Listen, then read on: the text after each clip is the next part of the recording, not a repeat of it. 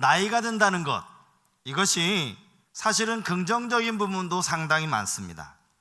나이가 들수록 삶에 많은 경험이 쌓이게 되고 또 그것으로 인해서 좀 더 원숙해진다라고 할까요? 좀 대범해지는 그러한 긍정적인 부분들도 참 많이 있습니다.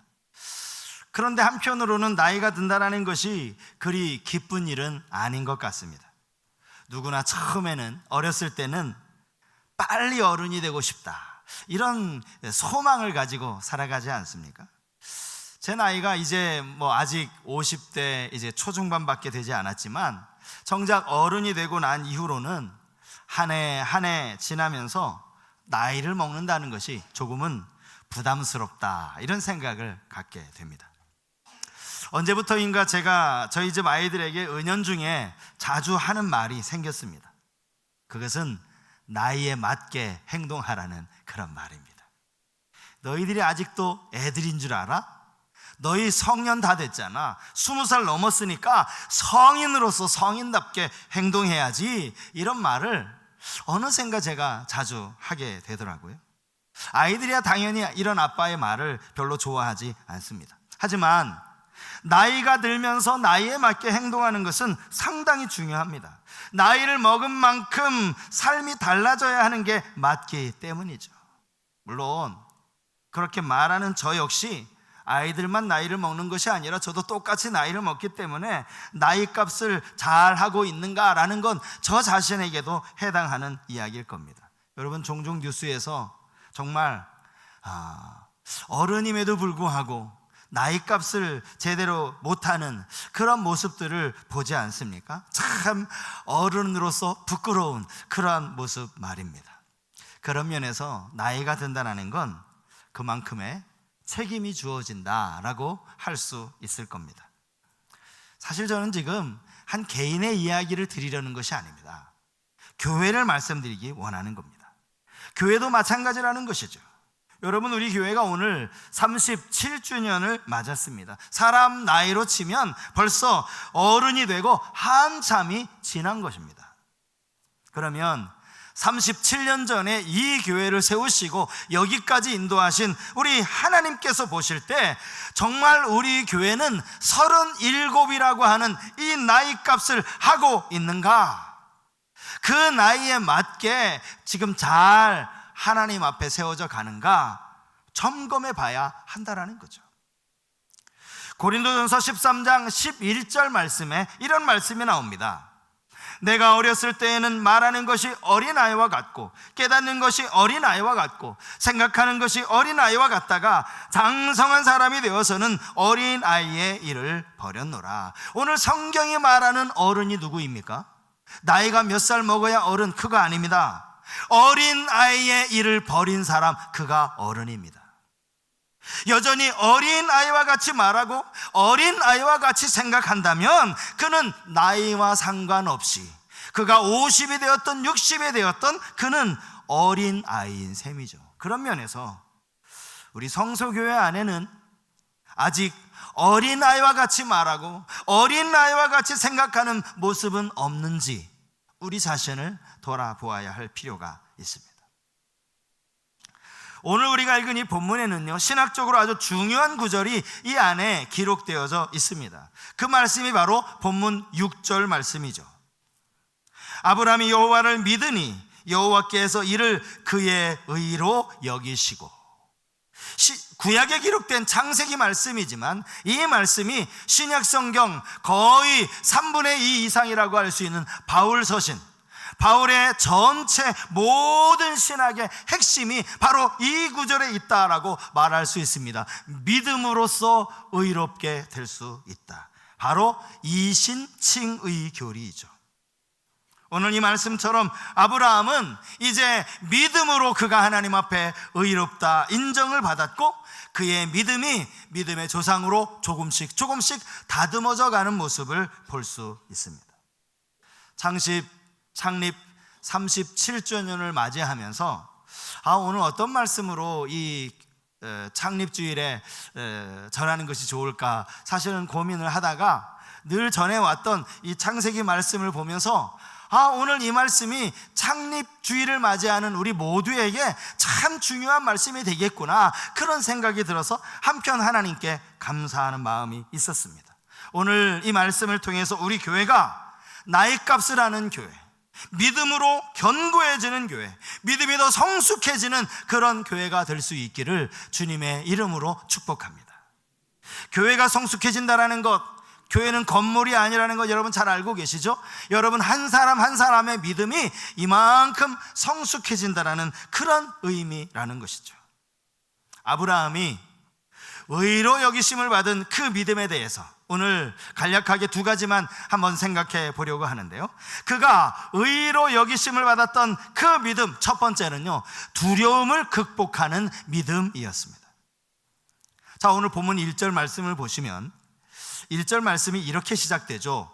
이후에 여호와의 말씀이 환상 중에 아브라함에게 임하여 이르시되, 여기 이후에 라는 말은요, 그냥 공간이 남아서 적어 놓은 글이 아닙니다. 여기 이후에 라는 이 구절은 아주 중요한 의미를 담고 있습니다. 이후에 라는 이 말은 앞에 기록된 사건과 오늘 본문의 내용이 연결되어진다라는 그런 뜻을 담고 있기 때문입니다. 그러면 이전에는 어떤 일이 있었던 겁니까?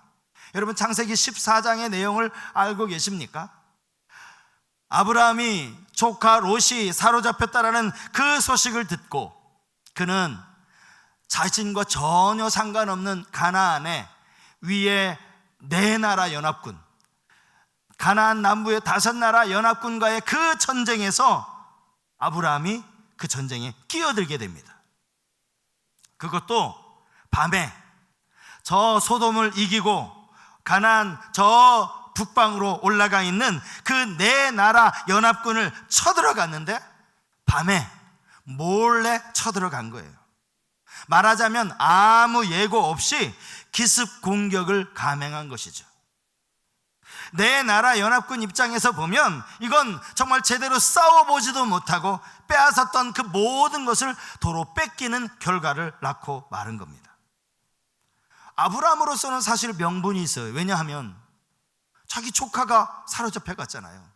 아무 이 전쟁과 상관없이 조카가 포로로 끌려갔기 때문에 그 조카 롯을 되찾아온다는 분명한 명분이 있습니다. 하지만 이 네 나라 연합군 입장에서는 체면이 상당히 많이 구겨진 셈입니다. 생각해 보세요. 아브라함이 이때 나이가요, 그가 하란에서 75세의 부르심을 받고 이제 16장인가 보면 이제 그의 나이가 85세였다라는 것이 기록이 되어져 있습니다. 그러니까 대략 한 80세 중반부라고 말할 수 있을 겁니다. 요즘으로 치면 노인이죠. 이름도 들어보지 못한 한 노인, 85세 노인이, 그것도 전쟁이라고는 한 번도 치러본 적 없는 318명 오합지졸, 그들을 이끌고 와서 전쟁을 벌였는데 꼼짝도 못하고 당하다니, 여러분 이게 자존심이 상해도 엄청나게 상한 일 아닙니까? 그 그돌라오멜이 그냥 어지간한 사람이 아니거든요. 이걸 그냥 가만히 지켜보고 넘어갈 일이 아니라는 거예요. 아브라함도 이 사실을 알고 있었던 겁니다. 물론 이 전쟁의 승리를 주신 분이 여호와 하나님이라는 사실을 아브라함은 너무나 잘 알고 있었죠. 하지만 시간이 지나면 지날수록 혹시라도 저 그돌라오멜이 복수하지 않을까, 이런 두려움이 아브라함 마음속에 계속해서 밀려오고 있었다는 거예요. 바로 그때 여기 이후에가 그런 의미를 담고 있어요.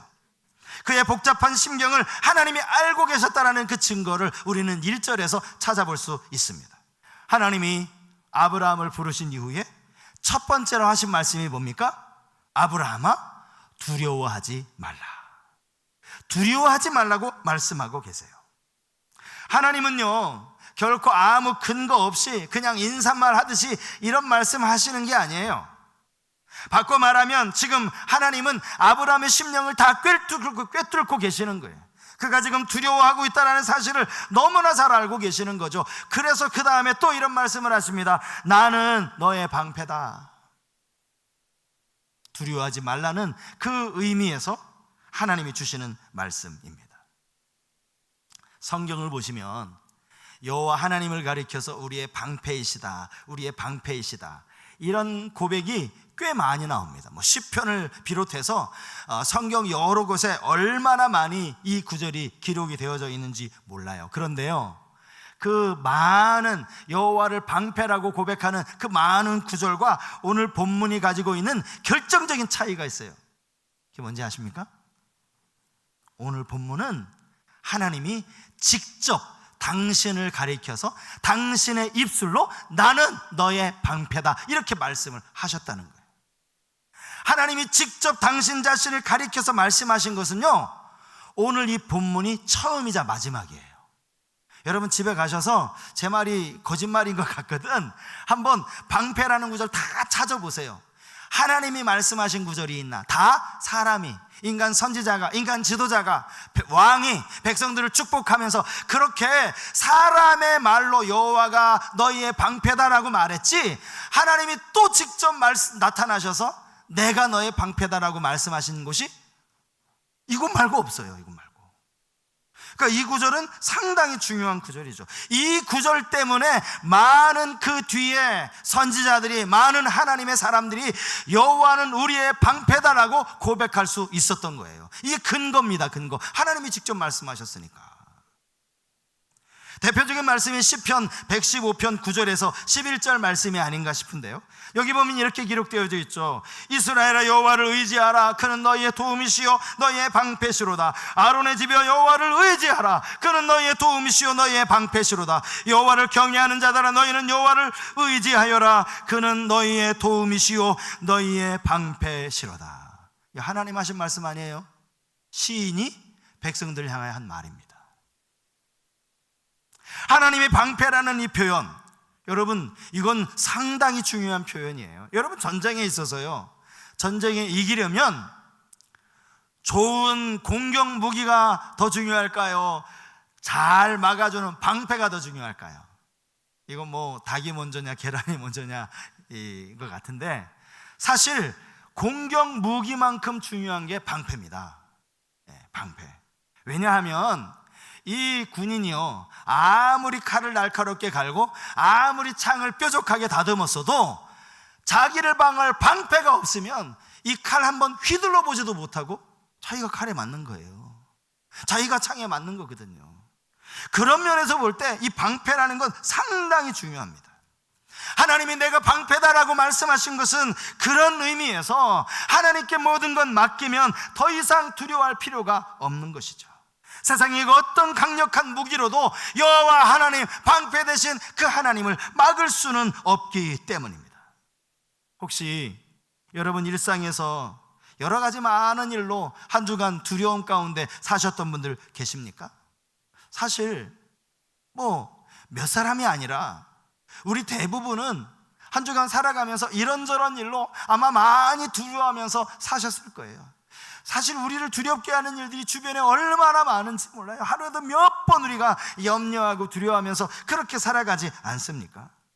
그때 여러분, 우리의 방패 되시는 하나님, 그 하나님께 맡기는 믿음이 아브라함의 믿음뿐 아니라 여러분 모두의 믿음이 되실 수 있기를 축복합니다. 맡기는 믿음이, 하나님께 맡기는, 하나님이 방패시다. 방패. 성경에 나오는 믿음의 사람들을 가만히 들여다보면요, 하나같이 믿음으로 두려움을 극복한 사람이에요. 이들에게요 두려움이 다 있었어요. 아브라함도 지금 두려워하잖아요. 다윗도 두려움을 겪었죠. 하늘에서 불을 내린 엘리야 선지자도 두려움을 겪었죠. 두려움을 겪지 않은 하나님의 사람이 없어요. 모든 두려움을 믿음으로, 방패 되신 하나님을 믿는 믿음으로 극복해냈다는 사실입니다. 그런 면에서 믿음과 두려움은요 반비례합니다. 이 말이 무슨 말이냐? 여러분 살아가면서 여러분 마음속에 막 두려움이 갑자기 커진다라는 생각이 드시면 가만히 여러분들의 믿음을 한번 점검해 보시기 바랍니다. 분명히요 여러분 믿음이 이만큼 쪼그라들어 있었을 거예요.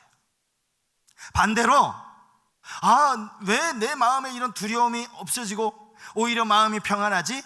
그건 가만히 들여다보면 우리 안에 믿음이 커지고 있기 때문이라는 사실입니다. 우리는 믿음의 반대말을 불신앙이라고 생각합니다. 신앙의 반대, 아니 불자를 써서 불신앙. 사전적인 의미로 보면 맞아요. 신앙의 반대말이 불신앙 맞습니다. 그런데요, 성경에서는요, 믿음의 반대말이 불신앙이 아니에요. 왜냐하면 성경이 다 믿는 자들에게 쓰여진 책이잖아요. 믿음의 반대말은요, 두려움입니다. 두려움을 이기는 믿음이야말로 진짜 살아있는 믿음이라는 이 사실 여러분 기억하시고, 우리의 방패 되신 하나님을 온전히 신뢰함으로 두려움을 이기는 그러한 믿음 갖게 되시기를 주님의 이름으로 축복합니다. 그런가 하면 하나님께서 의로 여기셨던 아브라함의 믿음 또 하나를 찾아볼 수 있는데, 그것은 오직 신실하신 하나님만을 향한 믿음이었다라는 거예요. 신실한 하나님을 향한 믿음. 오늘 이 본문을 가만히 보시면 이 본문은 하나님과, 여호와 하나님과 아브라함이 대화하는 장면이 기록이 되어져 있죠. 그리고 이 대화가 꽤 길게 성경에 기록이 되어져 있습니다. 사실 그로부터 10년 전에 하나님이 아브라함을 부르시고 여러 번 아브라함에게 말씀하셨지만, 그동안에는 하나님과 아브라함의 대화라고 말하기는 조금은 부족함이 있었어요. 왜냐하면 하나님이 일방적으로 말씀을 하시고 아브라함은 그 말씀에 예라고 순종하는 쪽에 가까웠기 때문이죠. 그런데 오늘 본문을 가만히 보시면 아브라함이 하나님께 이르되, 또 하나님께 이르되, 이 이르되라는 구절이 두 절에 걸쳐서 나와요. 꽤 길게 기록이 되어져 있습니다. 아브라함이 지금 하나님께 이런저런 이야기를 막 하나님께 아뢰고 있다라는 것이죠. 중요한 것은 아브라함이 지금 어떤 투로, 어떤 뉘앙스를 가지고 하나님께 이야기하느냐라는 것인데요, 가만히 보시면 아브라함이 지금 하나님께 삐져 있어요. 하나님 앞에 하나님 원망하는 마음으로 그렇게 이야기를 하고 있다라는 거예요. 분명한 것은요, 하나님이 1절에서 아브라함을 먼저 부르시고 두려워하지 말라라고 말씀하시고 내가 너의 방패고 상급이라고 말씀을 하셨잖아요. 여기 나오는 이 상급이라는 의미도요, 이 앞에 내용과 다 연결이 되잖아요. 분명히 전쟁에서 승리하고 돌아왔으면 자기가 가져온 전리품은 다 아브라함 거예요. 그런데 이것을 소돔 왕에게 다 돌려주면서 내가 너 때문에 치부했다라는 소리가 듣기 싫어서 이거 나 하나도 안 받겠다, 하나도 안 받았어요. 전쟁에서 목숨 걸고 싸우고 돌아왔는데 전리품 하나도 자기 거 챙기지 않았다고요. 그때 하나님 뭐라고 말씀하시는 거예요? 네가 챙기는 그 전리품보다 내가 더 큰 보물이다, 내가 큰 상급이다, 그런 의미에서 이 말씀을 하신 거거든요. 이렇게 하나님이 아브라함에게 내가 방패고 너희 상급이다라고 그렇게 말씀을 하셨으면 아브라함이 뭐라고 대답해야 됩니까? 하나님 너무 감사합니다. 제가 조금 허전했는데, 저거 전리품 제가 좀 갖고 싶기도 했는데 하나님이 저의 상급이죠? 맞습니다. 하나님 제가 좀 두려워했는데 하나님이 방패가 되어주신다고요? 맞습니다. 하나님 감사합니다. 적어도 이렇게 대답을 해야 되잖아요. 그런데 오늘 성경에 보면 아브라함이 하는 말을 보십시오. 그가 먼저 이렇게 이야기하죠. 주여 무엇을 제게 주시겠습니까? 이렇게 얘기합니다. 얼마나 반항적인 말인지 몰라요. 그 다음에 하는 말을 보십시오. 나는 자식이 없습니다. 나의 상속자는 이 다메섹 사람 엘리에셀입니다. 여기 자식이 없다라는 말, 하나님을 향한 원망의 말 아닙니까? 하나님 자녀 주신다고 하셨잖아요. 10년이 지났는데 하나님 아직 저 자녀 없어요. 제 상속자는 저 엘리에셀을 돼야 될 것 같아요. 지금 그 이야기를 하고 있는 겁니다. 하나님 약속 언제 지키시겠다는 겁니까? 원망의 투로 지금 말하고 있는 거예요. 3절에도 똑같은 말을 그가 반복합니다. 자, 우리 3절 말씀 같이 한번 읽어볼까요? 3절 같이 읽겠습니다. 시작. 아브라함이 또 이르되 주께서 내게 씨를 주지 아니하셨으니 내 집에서 길린 자가 내 상속자가 될 것이니이다. 상속자 이야기를 또 하죠. 그러면서 주님이 내게 씨를 안 주셨습니다. 이거 하나님 책임입니다. 나는 자식이 없다는 말, 내게 씨를 안 주셨다는 말 같은 말이죠. 지금 하나님께 실망하고 있는 거예요. 이제는 아무런 희망이 없습니다. 자식 낳기 힘들 것 같아요. 그냥 내 집에서 길린 이 사람 엘리에셀, 그를 상속자 삼을래요. 그렇게 이야기를 하고 있는 거예요. 그때 하나님이 아브라함에게 이렇게 말씀하시죠. 네 몸에서 날 자가 너의 상속자가 될 거라고. 너의 몸, 사라의 몸을 통해서 날 자가 너의 상속자가 될 거라고 다시 말씀하십니다. 그리고는 그렇게 말씀만 하시고 끝내는 게 아니라 아브라함을 데리고 밖으로 나갑니다. 저 하늘의 별을 쳐다보라 하십니다. 그리고 너의 자손이 저 셀 수도 없는 하늘에 떠있는 그 수많은 별과 같이 너의 자손도 많을 것이다, 이렇게 말씀을 하시는 거예요. 앞에서는 땅의 티끌을 셀 수 있느냐? 네 자손이 땅의 티끌과 같을 것이다, 이렇게 말씀을 하셨다면 이번에는 하늘의 별을 보면서 너의 자손이 이와 같을 것이다, 이렇게 말씀을 하시는 거예요. 그런데 제가 말씀을 준비하다가, 여러분, 우리 이 구약 성경은 히브리어로 되어진 성경인데 이걸 한글로 번역했다는 거 여러분 잘 알고 계실 거예요. 원어 성경을 가만히 보니까 이 원어 성경에, 히브리어 성경에는 들어가 있는 단어 하나가 번역을 하면서 한글 성경에 빠졌더라고요.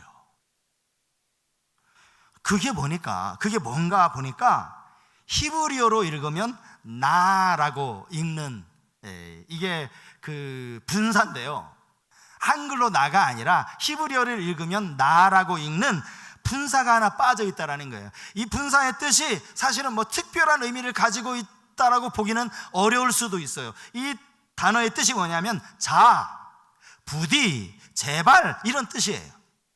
간청이라든지 권고를 의미하는 단어가 바로 이 히브리어로 나라고 하는 단어인데, 별거 아닌 것 같아도요, 이 단어를 집어넣고 성경을 읽는 것과 빼고 읽는 것이 조금 의미가 다르게 느껴집니다. 자, 한번 들어보세요.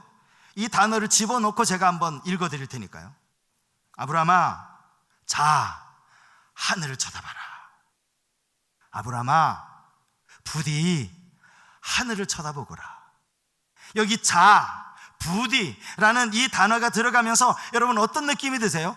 지금 하나님이요, 아브라함을 책망하는 게 아니에요. 이게 빠져 있으면 이거 내가 분명히 말하는데 못 믿어? 하늘 쳐다봐, 이렇게 말했을 것 같은데, 여기 이 분사가 하나 들어가면서 아브라함아, 자, 부디 하늘을 좀 쳐다보거라. 하나님이, 아브라함이 지금 마음 상해 있는 걸 하나님이 아시는 거예요. 그가 마음이 상해 있다는 걸 하나님이 이해하고 계시는 거예요. 그를 지금 보듬고 계시는 거예요. 아버지처럼 말이에요. 그런 뜻이 담겨 있는 거예요. 여전히 약속을 믿지 못하는 아브라함을 지금 책망하는 게 아니에요. 그의 연약함을 하나님 너무나 잘 아시기 때문에 아브라함아, 그래, 자, 한번 하늘을 쳐다볼래? 부디 너 한번 하늘을 쳐다봐, 별을 봐, 이렇게 말씀하고 계시다는 거죠. 그리고요, 제가 좀 놀라운 게 있어요. 왜냐하면 그렇게 하나님이 말씀하셨어요. 그리고 나서는 아브라함이 말씀대로 하늘을 쳐다봤어요. 그런데 그 순간 아브라함이 달라져요. 뭐가 달라지는 겁니까? 그게 6절 말씀이잖아요. 여호와를 믿으니 여호와께서 이를 그의 의로 여기셨다. 아브라함이 달라졌어요. 근데 여러분 좀 이해가 안 되는 부분은요, 하나님이 아브라함에게 하늘의 별을 쳐다보라고 하셨을 때, 여러분 그 별은 아브라함이 하늘을 딱 쳐다봤을 때 갑자기 생긴 별입니까? 아니면 원래부터 있던 별입니까? 원래부터 있던 별이에요. 그날만 있던 별이 아니라 어젯밤에도 떠있던 별이고 그저께 밤에도 떠있던 별이고, 아브라함이 양을 치면서 아마 여러 번 밤에 목격했던 그 별일 거예요.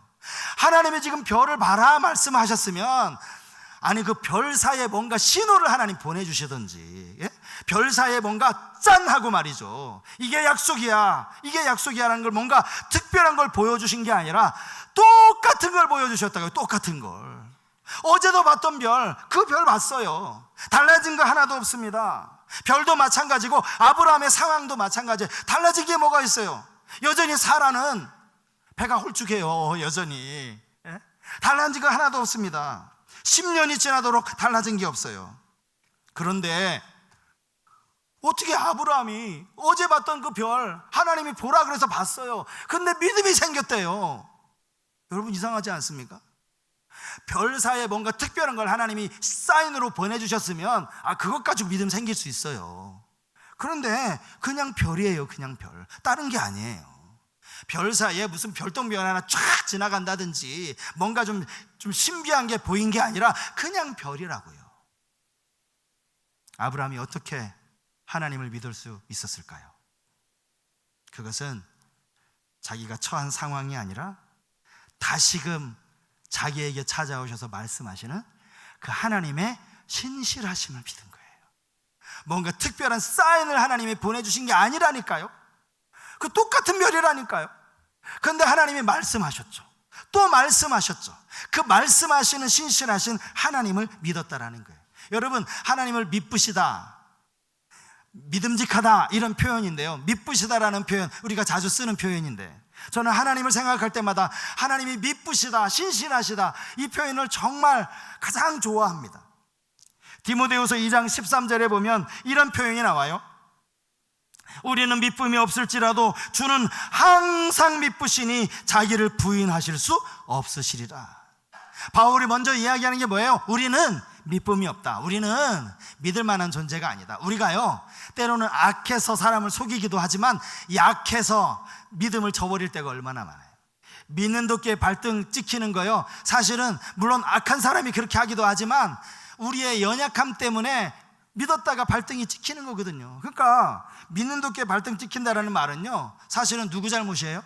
발등을 찍은 사람 잘못이 아니라 그 연약한 사람을 믿어준 사람의 잘못이거든요. 사람은 믿을 대상이 아니에요. 그렇게 본다면 그는 지금 하나님을 철저하게 믿고 있는 겁니다. 하나님이 하시는 말씀이 어떤 의미에서 아브라함 입장에서는 10년 동안 아무 일도 없었는데 이제 85세인데 갈수록 믿음이 희미해지는 것 아닙니까? 상황적으로 말이죠. 그럼에도 불구하고 하나님의 말씀을 믿었어요. 하나님의 그 말씀을 믿었기 때문에, 신실하신 하나님을 믿었기 때문에 그 믿음이 하나님이 보실 때 의로 여기실 수 있었다라는 거예요. 여러분, 상황만 보지 마십시오. 말씀하시는 하나님의 음성에 귀 기울이시기 바랍니다. 하나님이 하시겠다고 하면 하는 거예요. 하나님이 약속하셨으면 그 약속 반드시 지키는 겁니다. 우리가요, 누구 사람의 말을 믿을 때도요, 그래서 이런 속담이 나오지 않았습니까? 누구는 팥으로 메주를 쓴다고 해도 믿는다고. 어떻게 팥으로 메주를 씁니까? 콩으로 쓰지. 그런데 누군가의 말은 팥으로 메주를 쓴다고 해도 들어요. 왜요? 그 사람이 말했다면, 말하는 사람이 그 사람이라면 그 사람 말은 믿을 만한데, 그 사람은 신뢰할 만한데, 그 사람 때문에 말도 안 되는 이야기를 해도 믿어보려고 하는 거예요. 마찬가지죠. 하나님도. 예? 하나님도 마찬가지예요. 하나님이 신실하시기 때문에 그분의 약속의 말씀을 우리가 온전히 신뢰할 수 있다는 거예요. 이래서 못 믿고, 이래서 내 지금 형편이 이런데, 여러분 그렇게 말씀하지 마십시오. 형편과 상관없이 그렇게 말씀하신 하나님이 신실하시기 때문에 그 약속은 반드시 이루어질 줄 믿습니다. 저는 37주년을 맞이한 우리 성소교회 모든 성도님들이 이 믿음으로 하나님 앞에 설 수 있기를 바랍니다. 어떤 두려움의 환경 속에서도 흔들리지 않는 믿음, 그리고 상황 바라보지 않고 여전히 내게 말씀하시는 그 하나님이 신실하시기 때문에 반드시 이루어 주실 것이라는 바로 그 믿음 말입니다. 이것이 가능하려면요, 우리가 하나님과 더 깊이 교제해야 돼요. 하나님을 더 깊이 알아야 됩니다. 오늘 창립 기념주일에 성찬 예식을 거행하는 것에 대해서 참 뜻깊다고 생각을 합니다. 왜냐하면 이 성찬에 여러 가지 의미가 있지만 주님이 이 성찬을 거행하면서 이런 말씀하셨거든요. 내 살을 먹고 내 피를 마시는 자는 내 안에 거하고 나도 그의 안에 거하나니. 이 말이 무슨 말입니까? 성찬이 주님과 우리가 연합하는, 주님과 우리가 하나 되는, 우리가 주님을 더 깊이 아는 그런 거룩한 예식이기 때문입니다. 오늘 이 예식이 주님의 사랑을 깊이 알고 주님의 은혜를 깊이 깨달아 아는 그런 성찬 예식, 주님과 하나 되는 성찬 예식이 꼭 될 수 있기를 바랍니다.